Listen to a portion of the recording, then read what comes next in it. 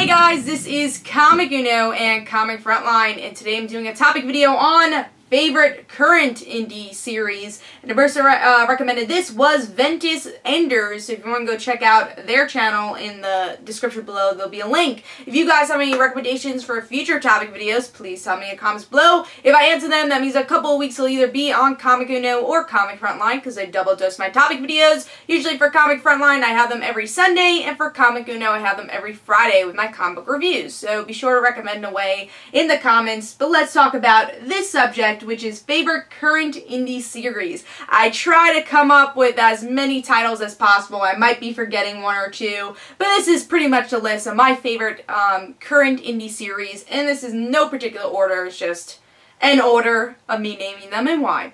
Alright, so let's start out with Revival. Now, this is a series I just started about a couple of months ago, and I love this series.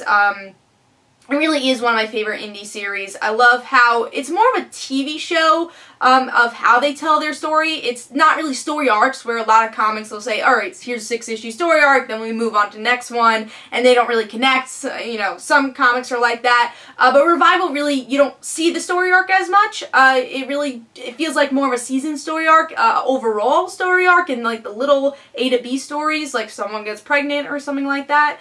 So I do like that flow of story. Makes it feel probably better to read in trade, honestly.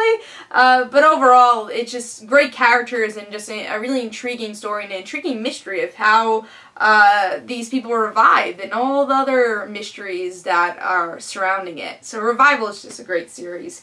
Another series I caught up on, and I have to say the second volume, because the second volume is going on now, not the first one, but I just caught up on every issue of this series, and that's American Vampire. And right now, American Vampire's second cycle is going on. It's been a while since the next issue came out. Supposedly there's a delay, but they have the next issue, and they're waiting trade wait like Saga does, so that's why it's been a little bit of a while. But American Vampire, I love this series. It's about this strong female character, Pearl, and her going throughout all the decades of love and enemies and friends, and her being a vampire. And there's all different species of vampires. It's something totally different from what I've seen in a vampire comic or TV show, which I think it'd be a great TV show, honestly.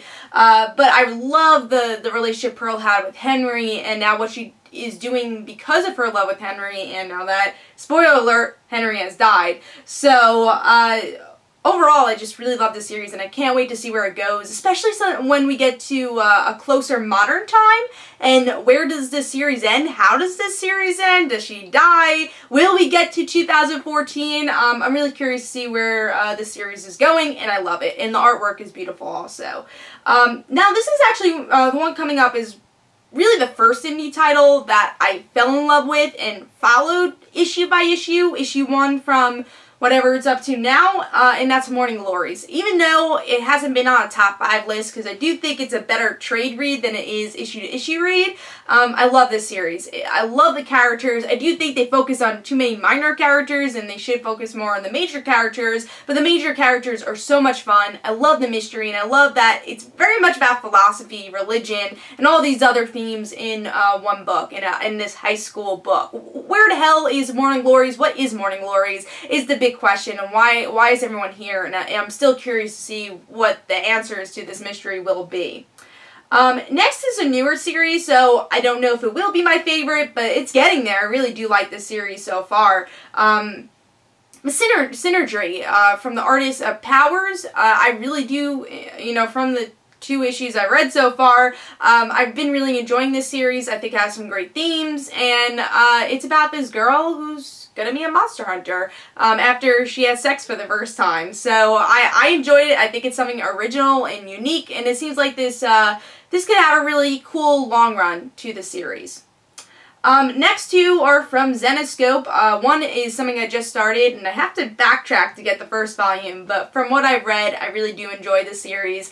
Grim Fairy Tales. It's the twist of everything you know from, Disney or just stuff you grew up with a really unique twist. Red Riding Hood, anything from Alice in Wonderland, just all these things, Little Mermaid, the list goes on, Aladdin. It's just really cool twist on these fairy tales that you know and love, and they truly create a world here. So I totally recommend Grimm Fairy Tales, and I've been truly enjoying the next generation kind of retcon of the series.